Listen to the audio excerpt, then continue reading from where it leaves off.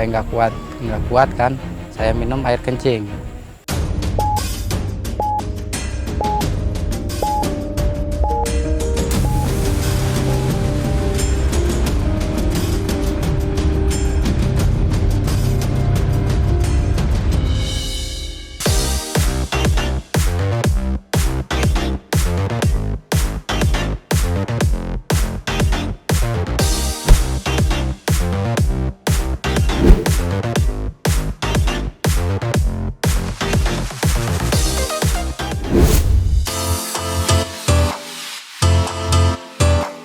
Sobat penyintas, goa ini di dalamnya warna-warni dan tidak menyeramkan. Warna-warni pada goa karena efek lampu. Lampu-lampu ini sengaja dipasang sebagai penerangan dan hiasan dindingnya. Lokasi Goa Lawa ini tidak jauh dari pusat kota Purbalingga.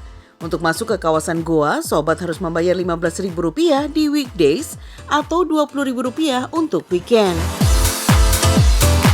Sebelum masuk ke dalam goa, sobat bisa menikmati pemandangan perbukitan dengan hamparan rumput hijau dan beberapa tanaman bunga. Indah banget deh pokoknya. Di sini sobat juga bisa loh bermain dan memberi makan rusa. Ada 8 ekor rusa. Semuanya jinak-jinak. Kalau mau kasih makan bisa kok. Di sini juga disediakan dengan biaya Rp10.000. Goa Lawa ini terbentuk akibat sungai lava atau aliran lava yang keluar dari Gunung Slamet. Inilah yang membedakan Goa Lawa dengan lainnya. Padahal gua biasanya terbentuk dari endapan air. Sedangkan dinding Goa Lawa didominasi oleh bebatuan hitam, tidak memiliki stalagmit dan stalaktit seperti goa pada umumnya. Karena terbentuk dari batuan hitam, suhu di goa ini jadi lebih sejuk. Goa Lawa mempunyai panjang sekitar 1,5 km. Daya tampung pengunjung di sini bisa sampai ribuan orang karena ukuran goa ini terbilang luas. Ada lagi nih spot favorit yang tidak boleh ketinggalan, namanya Sendang Derajat. Katanya air di sendang ini tidak pernah kering. Air ini berasal dari sumber mata air alami yang dipercaya memiliki banyak khasiat seperti menyembuhkan berbagai macam penyakit dan buat awet muda. Pihak pengelola banyak membuat tempat di dalam goa dengan lampu warna-warni agar pengunjung bisa berlama-lama menikmati suasananya. Uniknya lagi, di beberapa sudut goa terdapat spot foto yang instagramable banget sob. Jangan lupa diabadikan ya. Kalau sudah lelah berkeliling goa dan foto-foto, sobat bisa rileks sejenak sambil ngopi cantik. Keren banget konsepnya, ada kedai kopi di dalam goa. Menu yang ditawarkan juga banyak. Yang paling favorit ada kopi Arabica dan nanas bakar. Perpaduan kopi Arabica yang sedikit asam dengan nanas bakar yang khas pastinya bikin ngiler. Apalagi ditambah sejuknya udara dan panorama di dalam goa yang indah. Ciami lah pokoknya.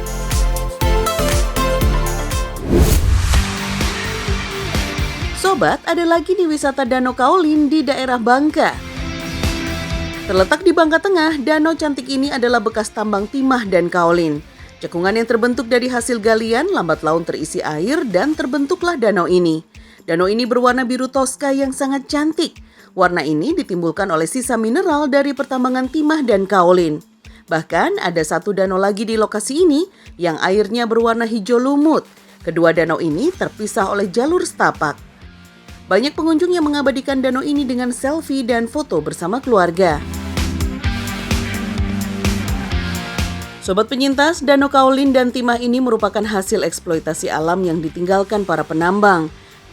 Namun, dampak kerusakan lingkungannya masih membawa nilai manfaat bagi masyarakat sekitar. Namun, beberapa waktu lalu terjadi musibah yang menyebabkan para penambang tertimbun di dalam goa. Ketika itu, mereka sedang asik menambang emas di dalamnya.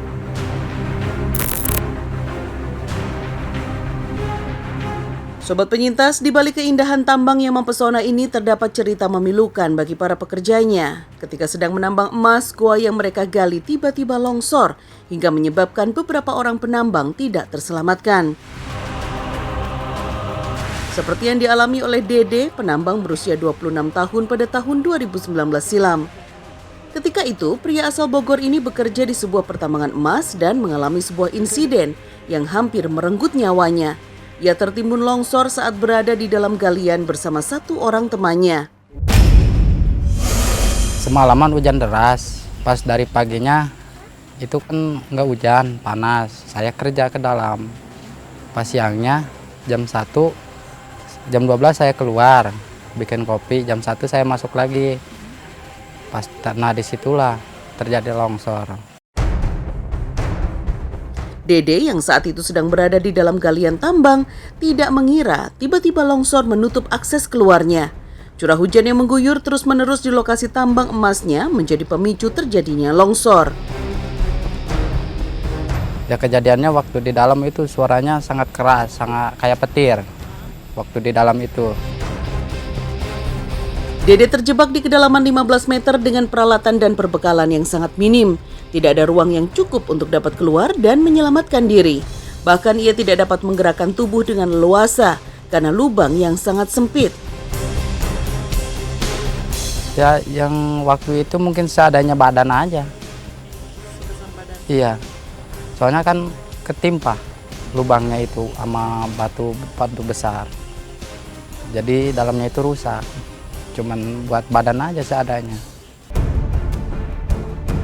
Tertimbun longsor di ruang galian yang sempit, Dede dan seorang rekan penambang lainnya bertahan selama 12 jam.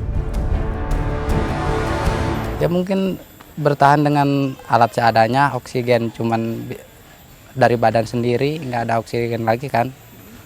Cuman alat seadanya aja. Makanan pun nggak ada, air minum pun nggak ada. Yang ada cuman air keruh yang saya minum. Sesak dan udara yang menipis serta panas membuat para penambang yang terjebak terserang dehidrasi. Bahkan ia sempat meminum air seninya sendiri untuk mengusir rasa haus.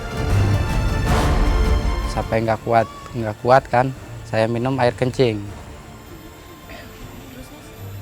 Ya mungkin cuman itu aja makanan yang ada. Beberapa waktu kemudian Dede mendengar suara dari atas permukaan tanah. Ada secercah harapan agar mereka bisa segera ditemukan dan dikeluarkan dari lubang galian. Dede sadar kondisi fisik yang sudah melemah setelah 2 hari di dalam longsoran akan semakin memburuk. Ya pas itu kan orang-orang yang menggali di luar tuh, pas itu kan langsung jebol. Kata orang-orang nanyain, masih hidup katanya gitu. Ya kata saya, bang tolongin saya gitu kan. Setelah bertahan beberapa lama di dalam goa yang longsor, Dede dan seorang teman sesama penambang dapat dikeluarkan.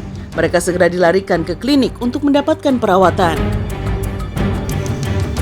Tidak henti-hentinya Dede mengucapkan syukur kepada Sang Maha Pencipta masih diberikan kesempatan untuk melihat hari esok dan berkumpul kembali bersama keluarga. Kepikirannya iya itu, ingat anak bini di rumah kan. Gimana kalau saya nggak selamat, anak saya siapa yang mau tanggung jawab? Ya mungkin kalau gitu aja saya berdoa sama Tuhan, semoga saya diselamatkan.